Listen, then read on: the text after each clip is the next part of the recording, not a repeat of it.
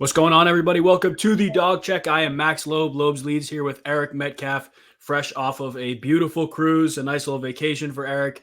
Welcome back, Eric. We're happy you're back. Happy you're back on the pod. How was the trip? How was the vacation? It was cool, but it wasn't really a vacation. I'm vacationing from the vacation. There you go. But it was really fun, being with a lot of Browns fans. I think there were 430 Browns fans on the cruise. So we got to hang out with everyone and talk to them in a different light. Most of the time when I'm in Cleveland, it's during the football season and we're talking football, and it's where everybody's in game mode or fan mode, and so it's a different conversation as opposed to being on a cruise, relaxed. And though you talk football, it's more about reliving old times and memories and things like that. And so that was fun, and getting to hear what the fans thought about the Browns, where they're going, and how they felt about us. Yeah, absolutely. And I'm sure you relived some great times throughout your career. I know you were hopping on some panels. As a special teams guy, I'm sure you saw the recent news with the kickoff rule, the kick return rule change. That's, again, anybody listening or watching right now, it's only for a year. This is not permanent. What are your thoughts on the new kickoff rule as an all-pro returner? Well, first and foremost, I'm excited that there will probably be more returns. Yes, me too. So I'm happy about that, because a lot of times people don't realize that a returner on a particular team may be one of the best football players on that team. Mm-hmm. And if they're kicking the ball out of the end zone, not giving them a chance, you're essentially taking that guy away and taking that from a team, their ability to maybe score or get better at field position. So I like that there are going to be more returns. I like the fact that, of course, there are less injuries and the collisions won't be as hard because they're 5 yards apart. I don't like the fact that now there's no surprise onside kicks. Yeah. Right. Yeah. And now special teams coaches are really going to have to make their money. They're going to have to be able to design something to return and possibly get touchdowns as well. Yeah, absolutely. Another thing that's fascinating about the return stuff is the new touchbacks, because you can have three different touchbacks, right? You can recover the ball in the end zone. It's a normal touchback to the 20. You can get a touchback at the 40 if it doesn't even reach that target zone. And then if it goes out of the back of the end zone, it's a touchback to the 35. So the touchback now has three different meanings on kickoffs, which is crazy. And, if you kick the ball short or you kick it too far, you got kickers. I personally think it's good for, the honing in of skill position players on special teams outside of the returners. But at the same time, you kick it too far, you kick it too short, you get an extra first down as the return team, which is crazy to me. It's crazy to me. It is, but this gamesmanship thing, because if you have Eric Metcalf back there, Josh Cribbs, and Devin Hester back there, now as a special teams coach who's playing against those guys, now you decide.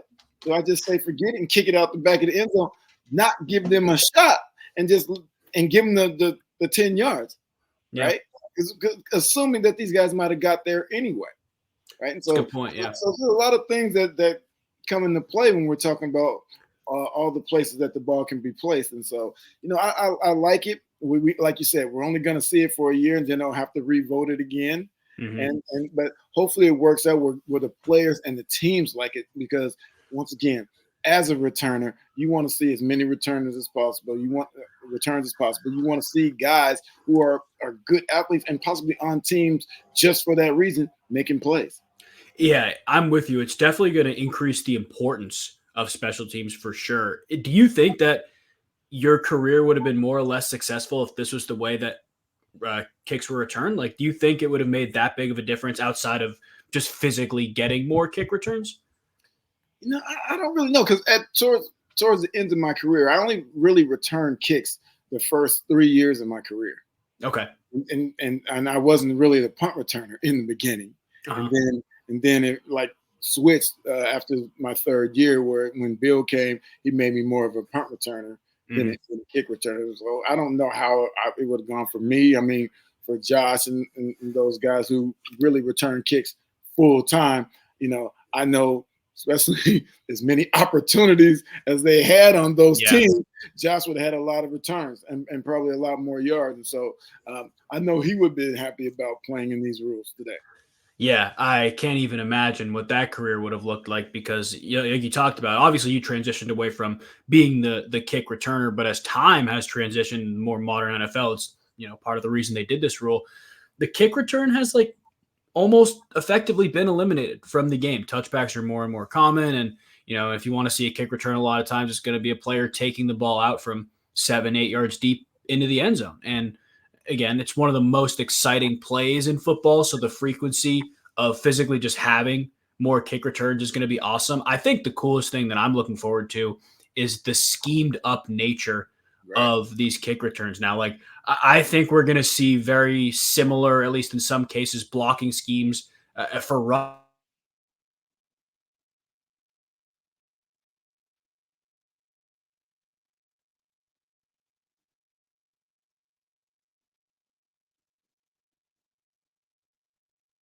Froze. Schemed up kick return, but who knows? Maybe you get a power type kick return. Maybe you get an outside zone. Like who knows? I think I could see that changing as the game went on too, and I think that's a little nuance that as people watch more film, they're going to see. What I'm curious as to is really kind of puts the return team at a disadvantage. Mm-hmm. If you can't move until the returner to the ball hits the zone or the returner catches the ball in the zone, how do they know if they're looking at their blockers that he caught it? Yeah. They're gonna have to. He's gonna have to be able to yell "go" and or loudly because at least nine people have to be up on the line for the return team, and with maybe another returner, 9 or 10, right? And so if they're looking at their guys who are 5 yards away, they can't look to see if that guy caught the ball. Exactly. Or where it is, right? And so it's gonna be tough on those guys to get good blocking, and which makes it essentially tough to scheme up things because it's gonna have to happen very quickly. And so these guys they're gonna have to scheme up some things. They're gonna unless they're just gonna accept the fact that they're gonna just take the ball at the 25 or wherever they get it. Yeah, and they got a whole offseason to do it now, but the real question is that long enough, especially for some of these special teams coordinators that, like you said, they're going to make their money this year. That is for sure. You are listening to the Dog Check presented by Bet Online. Another huge rule change, Eric. The hip drop tackle now banned, penalized 15 yards and an automatic first down with, it sounds like in addition to the penalty, fines. I don't know about suspensions, but fines and other disciplinary actions will follow. That was a bombshell that lit social media on fire yesterday. I'm curious to hear your thoughts because I think you can see both sides of this if you're looking at, the player safety aspect of this. But what do you think?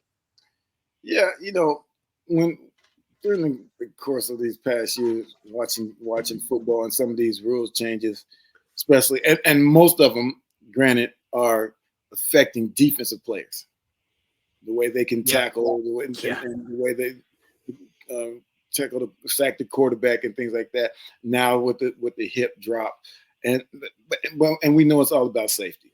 We know that, and they're taking a lot of things from the defense, and so you can see where a lot of defenders are getting upset with how they're supposed to tackle. Is this going to be flag football? You've seen a lot of guys comment. Now it's going to be flag football, but one thing that defenders don't understand is that most of these penalties, I'm like, that's what football is. They shouldn't get. But when we're talking about this hip drop, you're injuring people. And they don't really understand that until they're carrying the ball. Yeah. Which they never really do. Mm-hmm. And no one, because they don't practice, an offensive player isn't going to do that because they're just not used to doing it. But these guys have been practicing this, and this in turn has been getting people hurt. And we don't want to see that happen. And so I understand the fact that guys are getting upset because they think it's more like tackle football. But until you experience something like that, you don't understand. It's no different than it is different. But when we're talking about a horse collar, it's the same thing. Yeah. Right. And so that's why they banned that, because guys were getting hurt. And guys don't want to do that. They didn't complain as much, but the hip drop is almost the same. Yeah. It's almost the same, and guys are getting injured at an alarming rate. And we don't want to see that. Just tackle the guy. And I'm not saying that it should be flag football. It just be touch off and let them go. No, tackle the guy like they were tackling 100 years ago, like they tackled 50 years ago, like they tackled 20 years ago. It's okay. Yeah. We don't have to do that hip drop and hurt someone. Yeah, I think the injury thing, it makes a lot of people upset. Like, obviously, you see a rule that's changed solely pretty much based off of, the effect that this has on the health of players. I've also seen a lot of discourse about people talking about this being, the pro offense movement, like you kind of alluded to. Everybody wants to do everything they can to make defenders' lives worse. We're in a world where, fantasy football, sports betting, like that's, at the forefront of everything. We want stars to stay in the game, everything like that. Banning it, again, it's going to be really difficult, especially for referees who's, they've never been trained to look at this. They've never been trained to look for a penalty. And I think Roger Goodell even said it himself. This is going to be very much like a growing process, a learning process as this gets implemented. But you're right in the sense that safety has to be at the forefront of everything. And especially we talk about now players are stronger, bigger, faster. Like those types of things are true. And the force that comes in any type of hit is different than what it was, 20, 40, 60 years ago, whatever you want to say. Player safety has to be at the forefront nowadays. I think that's the reality of it. And if this is the measure the NFL needs to take, or at least they feel like they need to take to eliminate significant injuries, right? You saw Mark Andrews, who granted wasn't out for the entire season. He came back in the playoffs, but if the Ravens aren't as good, he's out for the remainder of the season at mid-season. You see significant injuries like that. Tony Pollard avoided a huge injury when, I can't remember, it was one of the linebackers on the 49ers did it to him. Like, it's a gruesome way to get injured. You got hundreds of pounds of weight on you in your ankle in an unnatural position for the most part. Safety has to be at the forefront. And I think people are overlooking that aspect and saying, oh, you're taken away from the defenders in football, which is true. Like, I understand what they're saying, and it eliminates a way that you can tackle a ball carrier. I completely understand that, but it's almost ignorant in my mind to look past the safety of players and just say, well, this isn't fair. Right. And when you're talking about the safety, you're not talking about an injury that might cost them a game. A lot of times, like you said, these injuries cost them a season or maybe even careers. Mm-hmm. And so we're not trying to see that. We want to see guys, the best football players on the field. That's what makes the game great. And if we have tackles like this, injuring guys and taking them out for the season, you're hurting them, you're hurting their teams, and we're not getting the best product on the field. Absolutely. That is a great point, because the product on the field is ultimately what rules all this, which again, probably played into the NFL's decision. Granted, it is primarily a player safety thing, but keeping the best players on the field is the most important thing, especially when you talk about entertainment. That is kind of at the forefront of what everything that the NFL does, whether they want to admit it or not. We all see it. That's who pays the bill. Involved here, the hip drop tackle banned again. 15-yard penalty, automatic first down. Is basically a personal foul with additional repercussions after the fact. Do you think that if they just made this a finable or suspendable thing, it would change? Because the penalty to me seems a little bit overkill if you're going to fine or suspend somebody after the game. Do you think that the penalty aspect was necessary? I do, because if you're only getting fined, these guys make so much money. If you say, okay, he did a hip drop tackle, we're going to fine him $5,000. What does that really mean to him? Right. So the 15 yards not only hurts him because his coach is going to get on him, but it hurts the team. That could have been a third down, third and short, or what have you, or and when they were short of the first down, and giving them first down in scoring position. And so it changes. That 15 yards changes the field position for both sides. And so I like the fact there's a penalty. I don't know about the fine and all that, because when it's all said and done, I think if they keep getting penalized, they're going to stop doing it anyway. If they don't, their coaches are going to make sure they do. And so I don't know about the fine thing or the suspension, but I'm with the penalty for sure.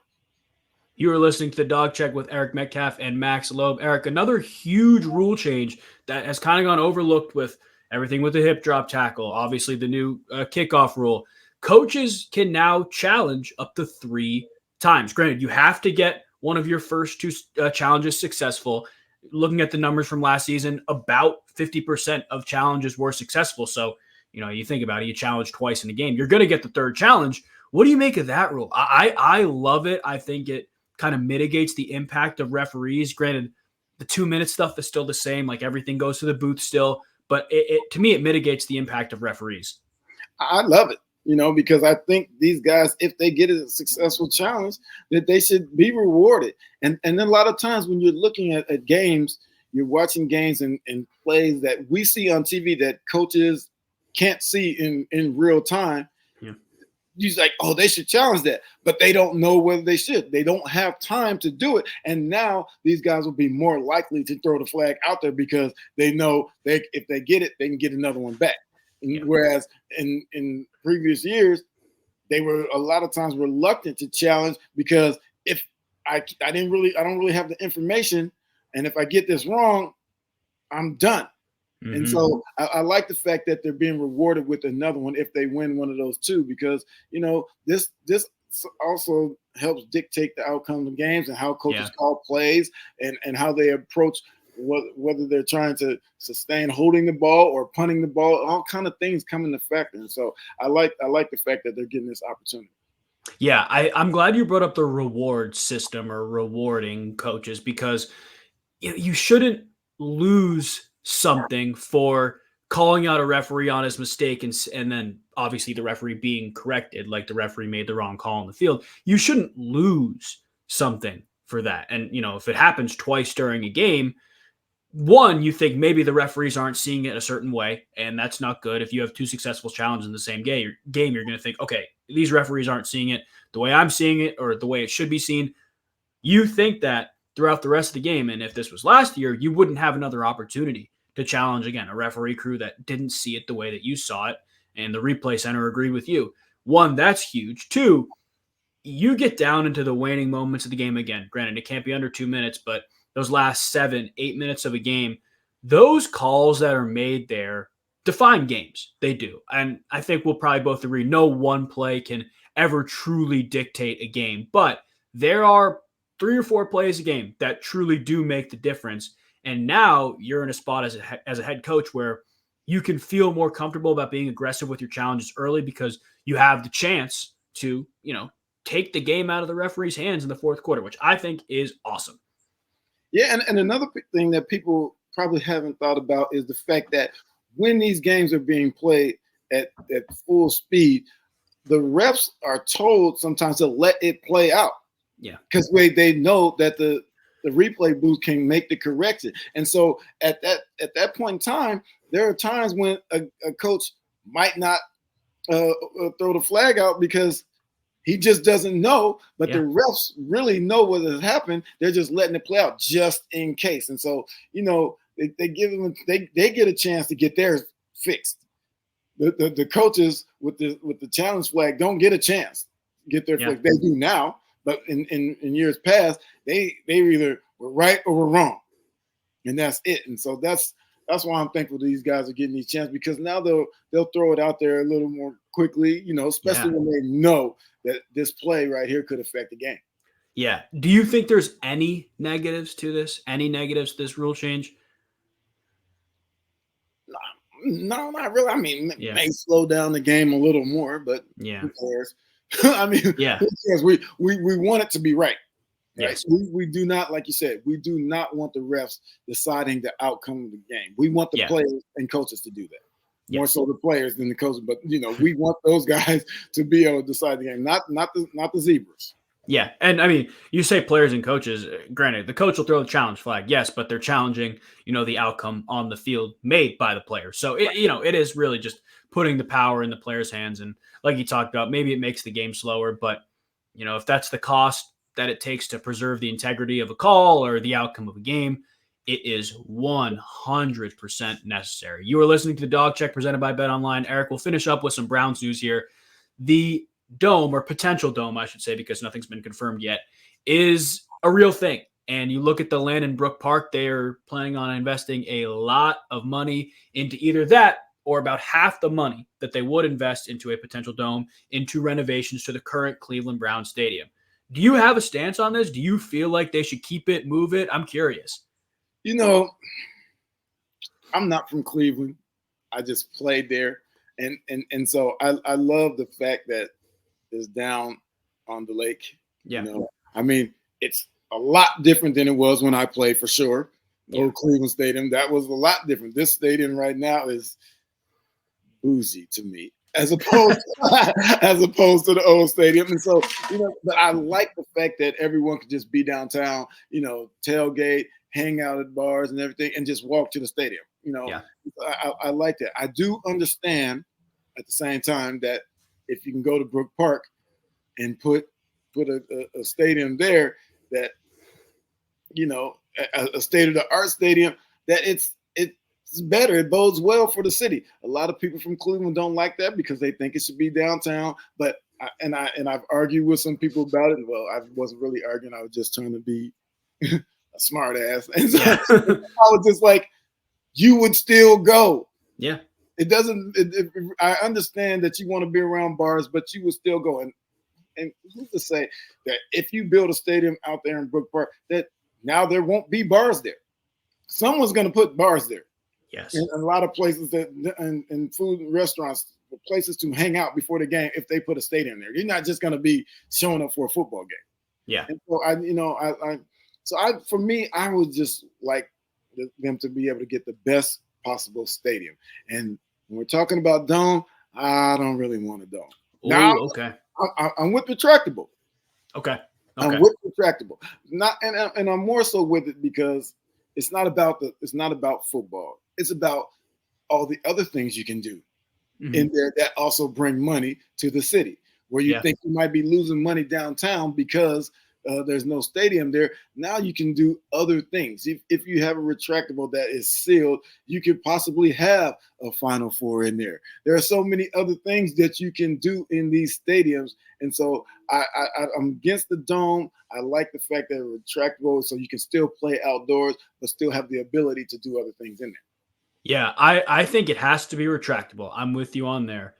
I don't know. I'm also not from Cleveland. Obviously, I graduated college out here and I live here now. So when I think about like what defines this city, I go downtown and I see the orange and brown seats. Like that, to me, that on the lake is the city of Cleveland, Ohio. Obviously, there's a lot of other stuff you can do there. But to me, the Brown Stadium is the city of Ohio. It's the cornerstone right next to the Rock and Roll Hall of Fame, right next to a lot of great places down there, bars, restaurants. And like you said, anybody who thinks that there won't be bars and restaurants next to the new stadium, I think is out of their mind. Like that is an unbelievable business opportunity. And who knows, because of I don't know how much, something 2 billion, whatever they're potentially putting into that new stadium in Brook Park. Like who's to say they won't build their own restaurants or bars down there too? Like there will be food. The atmosphere really won't change in terms of you being able to go to a bar, get lunch, get a drink, and walk to the game. I doubt that changes. But when it comes to the character of the city, again, just like thinking about what Cleveland, Ohio is, it's just, I can't imagine it without that stadium on the lake. That's what it's become to me, at least in the 5-6 years that I've been here. Yeah. And like I said, I've been through two stadiums, right? So I played in the old one. I've seen this one, even how it's been renovated some, and it's just the place. I mean, I will, even though the old stadium didn't have as many amenities as this new stadium, I still love the fact that we were down there and we were walking on that cold lake, and that was home field advantage, just being down on the lake during the December games when it's cold to other teams coming in. Now these days they're not uncomfortable. I like the fact that they were uncomfortable, and so I think even taking it off the lake, that changes the temperature just a little, but it still does, because now you don't have the wind whipping through and all that, and those guys thinking, oh, it's cold out here, and so we're kind of giving them a little advantage. Yeah, it would definitely be an advantage, especially if you're a team that's, coming from a warmer place, coming from a dome. I mean, I think back to the past 2 decades of people not being able to go to New England and win there in the winter because of, one, the home field advantage, but two, the weather. It's just something that they're not used to. And I think, honestly, that can prove to be home field advantage for the Cleveland Browns as they continue to win more games, hopefully host playoff games in the near future as well. That could become a real thing. And I think there's pros and there's cons to the dome, but at the end of the day, if you're going to put $1 billion into renovating a stadium downtown, which could potentially mean a retractable dome, you don't know the technology and everything like that, I think it's worth it. I think you can keep what the heart of the city stands for, especially now. I for Browns fans that have grown up here and have, it could be so heartbreaking to see the team, finally continue on that upwards trajectory, and then ownership say, "Yeah, we're not going to be downtown anymore. We're moving over here." And you're right; people wouldn't stop going to the games, like that wouldn't happen. But I don't know. It's a heart thing. I think you can't move it. It means too much to the people down there, and now things are looking brighter. The times are looking better. You want to move it? I don't know.